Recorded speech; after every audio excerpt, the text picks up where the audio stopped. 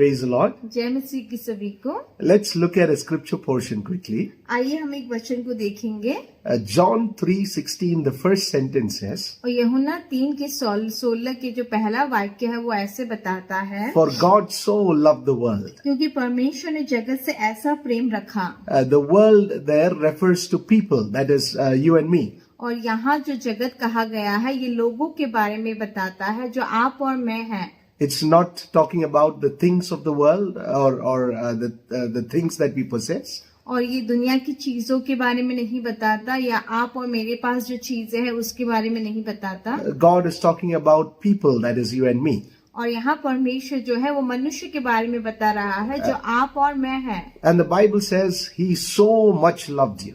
और वचन कहता है कि परमेश्वर ने आपसे इतना प्रेम रखा। And as a result of that, He sent His Son to the world. और उसके कारण ही परमेश्वर ने अपने बेटे को इस जगत में भेजा। Now, to understand God's love is one of the greatest understanding you can ever get. और परमेश्वर का जो प्रेम है उसे समझने के लिए हमें इस दुनिया की सबसे बड़ी समझ को हमें पाना जरूरी है। Without understanding God's love, you can never have a good relationship with God. अगर आप परमेश्वर के प्रेम को नहीं समझेंगे तो आप परमेश्वर के साथ कभी भी आपका एक अच्छा संबंध नहीं होगा। Now we all know when you don't understand a person right, that relationship can be strained. और हम सबको पता है कि अगर जब हम एक व्यक्ति को अच्छी प्रकार से समझ नहीं पाते तो वो संबंध जो है वो बिगड़ सकती है। And so to understand God loves you is the greatest spiritual thing.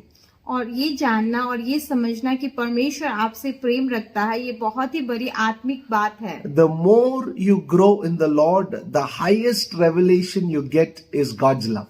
और जितना आप परमेश्वर में बढ़ते जाएंगे सबसे बड़ा प्रकाश जो आपको मिलेगा वो है परमेश्वर का प्रेम। Some people think the more they grow in the Lord, it will be other things. और बहुत से लोग ऐसा सोचते हैं कि हम परमेश्वर में जितना बढ़ेंगे वो दूसरी बातें होंगी।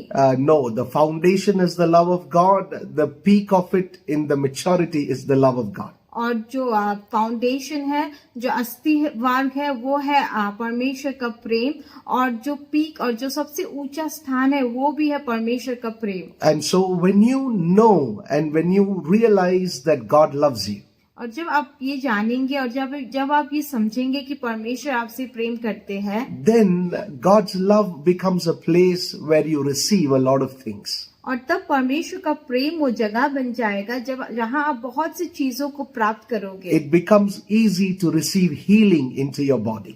और तब ये आसान हो जाता है कि चंगाई को आपके शरीर में आप प्राप्त कर सकते हैं। It becomes easy to receive holiness into your life. और अपने जीवन में पवित्रता पाने के लिए भी ये बहुत आसान बन जाता है। It becomes easy to receive healings and prosperity. और तब चंगाई और बहुताई और आशीष पाने के लिए ये बहुत ही आसान हो जाता है। And so today I want to talk about one particular thing that happens when you understand God's love and when you come to receive God's love. और इसीलिए आज मैं एक ऐसी बात को बताना चाहता हूँ जो होगा जब आप परमेश्वर के प्रेम को आप जानोगे, समझोगे और उसे आप ग्रहण करोगे। Just like how the love of God is the place of healing and restoration and all of that. जैसे परमेश्वर का प्रेम जो है वो एक स्थान है जहाँ आप चंगाई को पाते हैं, जहाँ पूर्ण स्थापना को पाते हैं।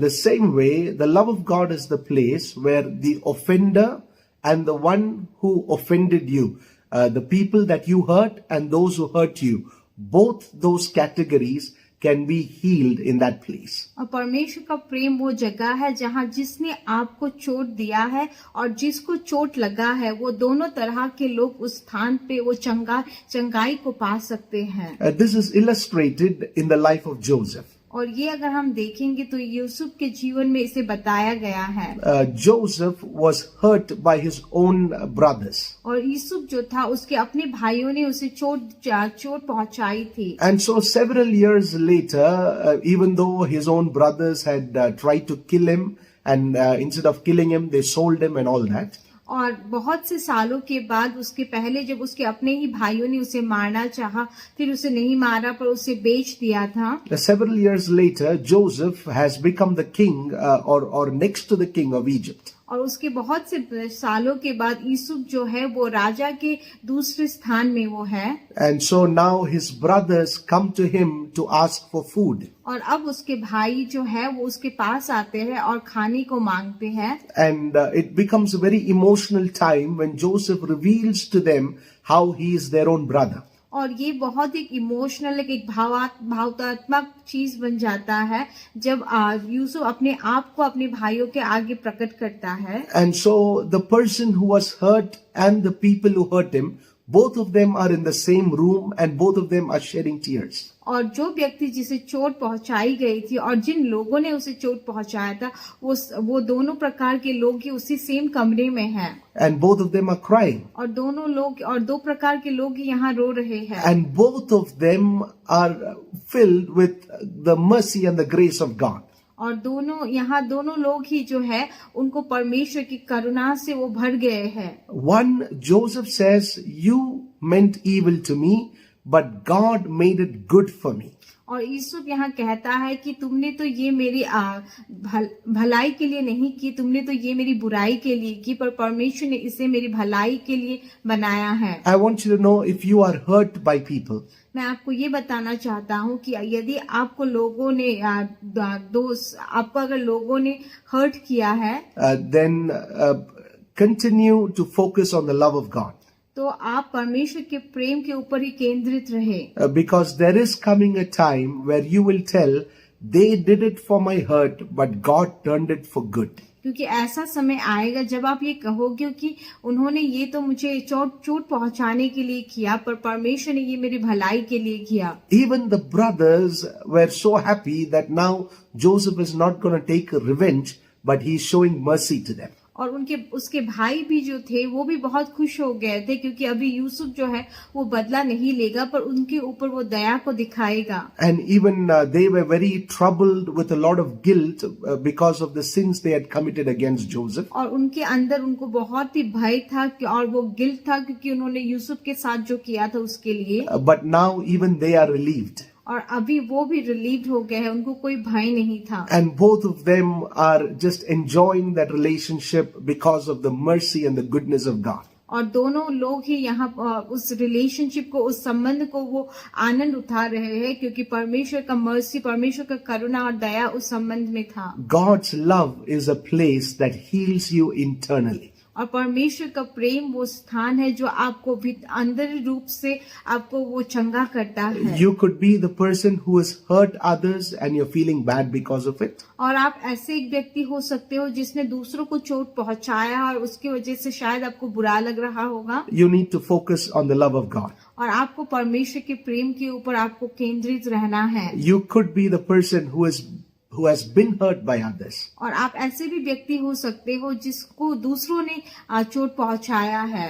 For both the categories, the love of God is the solution. और दो प्रकार के लोगों के लिए परमेश्वर का जो प्रेम है वही एक उपाय है। Focus on God's love. परमेश्वर के प्रेम के ऊपर केंद्रित रहे। And your heart will be full of God's joy. और आपका जो हृदय है वो परमेश्वर के आनंद से भर जाएगा। And you can be sure no matter how much they hurt you, you're going to be thankful and say, thank you for hurting me, for God turned everything for good. और आप ये निश्चय हो जाएंगे कि कितना, ये मायने नहीं रखता कि वो आपको कितना चोट पहुंचाएंगे, आप उनको बोलेंगे कि धन्यवाद मुझे चोट पहुंचाने के लिए, क्योंकि परमेश्वर ने ये मुझे मेरी भलाई के लिए किया।